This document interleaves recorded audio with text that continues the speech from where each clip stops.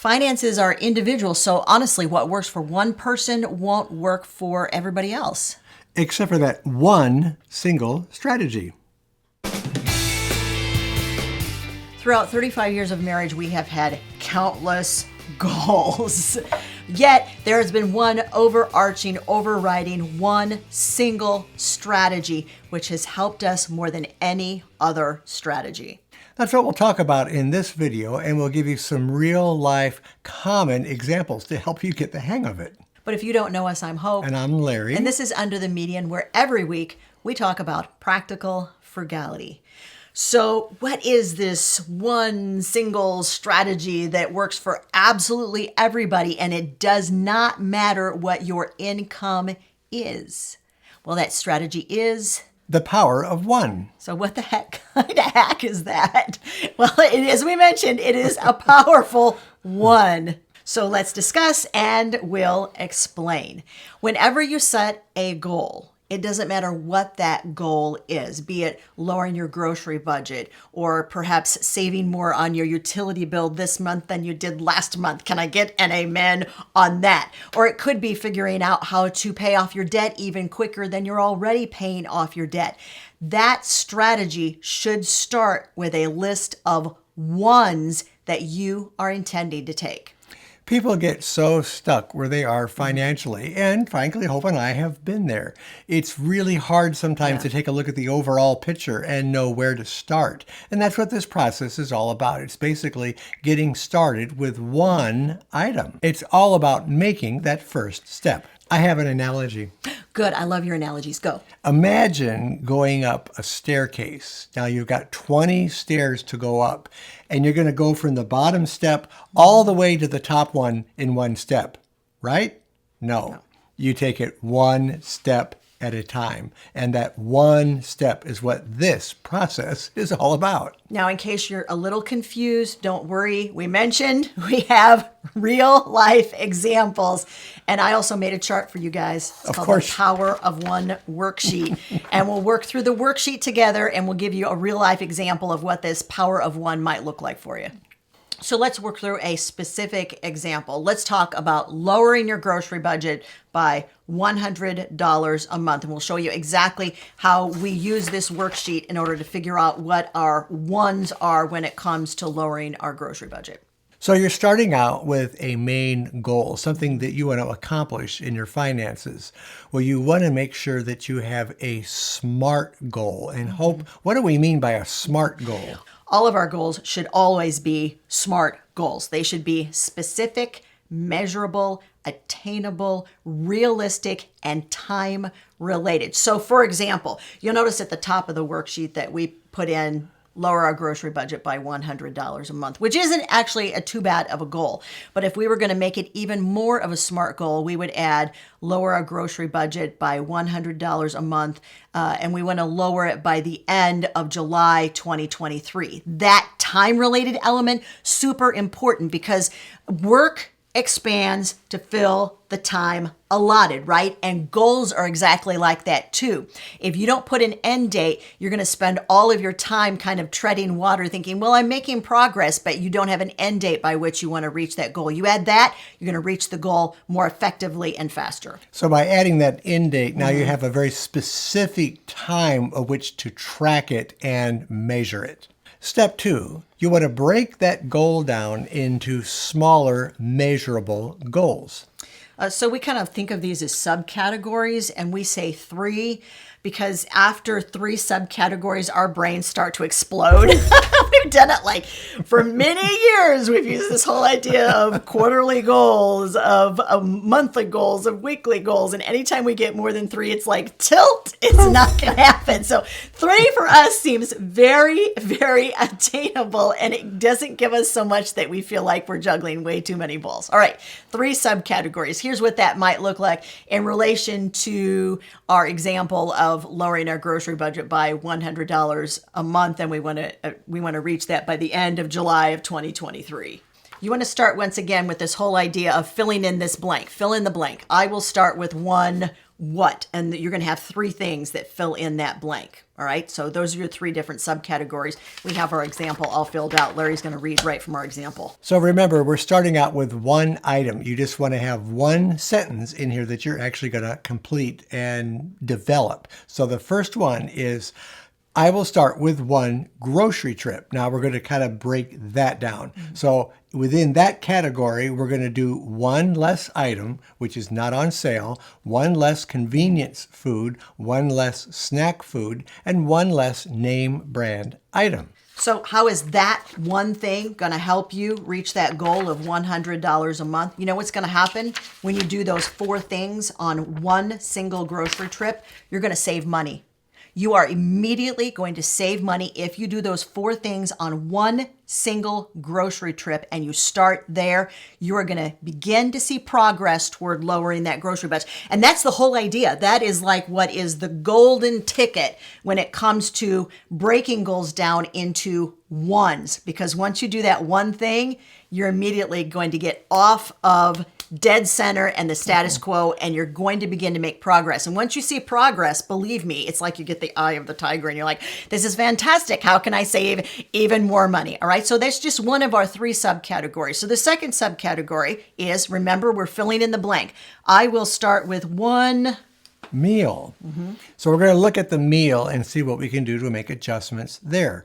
So within that category, one meatless meal a week, one cheap meal night, that would be like, say, spaghetti, tacos, potatoes, one night of beans and rice. Remember that beans and rice are nice. and it's complete protein. There you go, guys. Plan leftovers. That is always a great way to save. And one less pre-made meal. All right, so now not only are we making progress on that $100 savings on the groceries every month, we've got 2 ways that we're saving. We're saving by that one grocery trip, and we're saving by that one meal that we're planning every single week. All right. So that's one on the front end and one adjustment on the back end. Yeah, so each of your 3 subcategories, they need to relate back very clearly to that goal, which is the $100 savings on the grocery budget. Now let's do one more subcategory because, as we told you, we like to plan 3 subcategories and we're filling in the blank. I will start with 1 week. So within that week, let's make some adjustments there. 1 weekly menu plan. 1 weekly shopping list and stick to it. 1 week of taking lunches to work. 1 no dessert week. 1 less snack from the vending machine. That's right. You do every single thing in each of those 3 subcategories. And believe me, you're going to get to the end of 1 week and you will have seen your grocery budget drop. That's the power of 1. Need some more examples? Well, we have some for you. But before we do that, Hope, remind them about what they need to do with that list. You want to print it off. You want to put it where you can see it. Because statistically, if you set a goal, that is great. If you do everything we just told you, that's great. But if you will take the extra step, print it off, put it where you can actually look at it and you can track your progress, that gives you that extra edge so that you will be far more likely to reach the goal. All right, now we have some more examples of this whole principle of the power of 1. So let's apply this to the lifestyle of frugality, something we like to talk a lot about on this channel. Let's talk about how to get to be frugal. So on the 1 method, you might start with 1 book. Within that book, you might just start with reading 1 chapter. How about the power of 1 YouTube video like this one?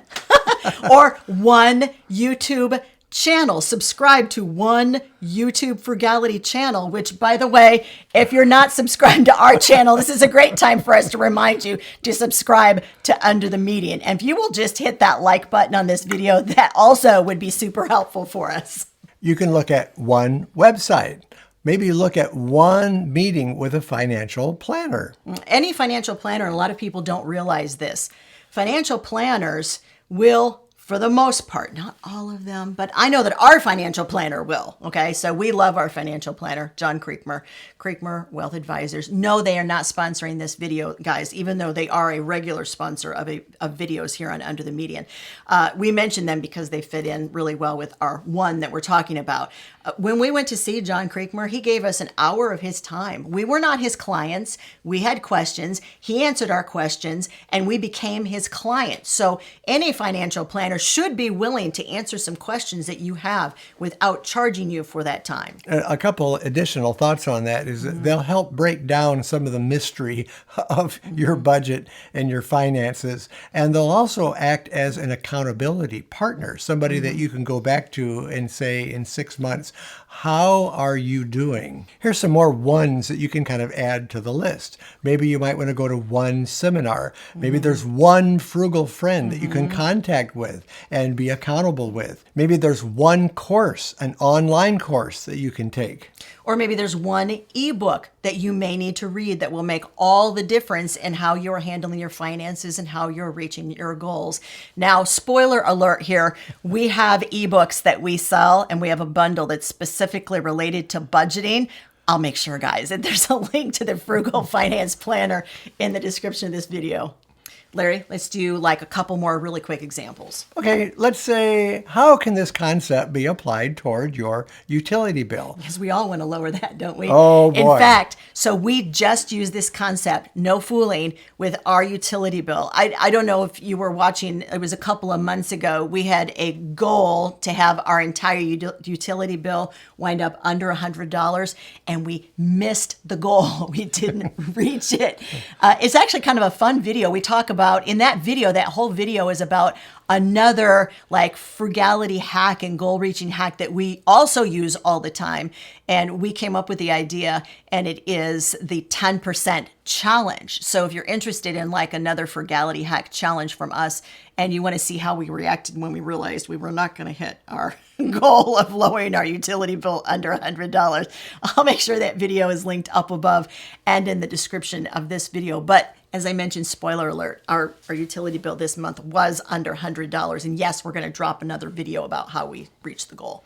But we used one. Go ahead. Yeah, so with the power of one, think about just turning off one light in the room.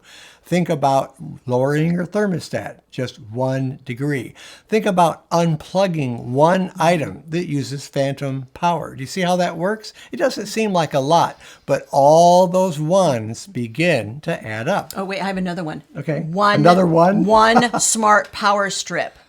Because you add a smart power strip that automatically shuts stuff off, and you are immediately going to start saving power because you don't have that phantom power going on. All right, that's some ideas with one. I got one more. Oh, go. How about cooking one less item in the electric oven? Yes, because people don't realize, especially in summer. So this is like, sometimes we have these things that we do that are like, they doubly injure our financial picture. And cooking, especially in the summer, it's getting hot here in the Midwest. I'm not kidding.